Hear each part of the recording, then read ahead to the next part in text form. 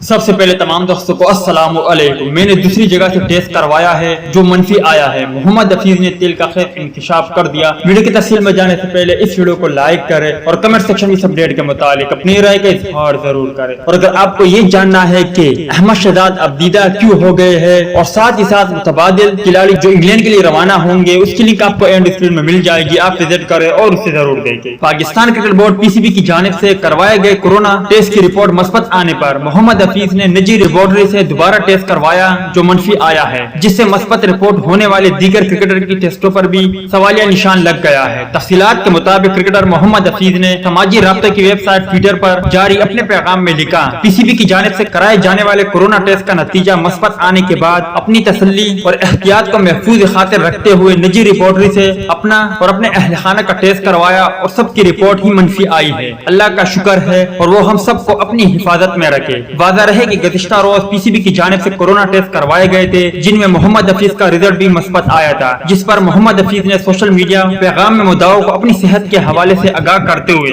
کہنا تھا کہ مجھ میں کورونا کی علامت ظاہر نہیں ہوئی، جبکہ میں معمول کے مطابق پریکٹس اور ورزش بھی کر رہا ہوں اور اپنے آپ کو صحت مند محسوس کر رہا ہوں۔ تو دوستی یہ تھی محمد حفیظ کے حوالے سے کچھ اپڈیٹ، امید کرتا آپ کو پسند آئی ہوگی۔ آپ کو کیا لگتا ہے کہ محمد حفیظ کی طرح دیگر جو نو کرکٹر ہیں کیا ان کے ٹیسٹ رپورٹ بھی منفی میں آئیں گے یا نہیں؟ اس حوالے سے کمنٹ سیکشن آپ کے کمنٹس کا منتظر رہے گا۔ ملتا ہے کسی نیکسٹ ویڈیو میں، تب تک کے لیے اجازت دیجیے، اللہ حافظ۔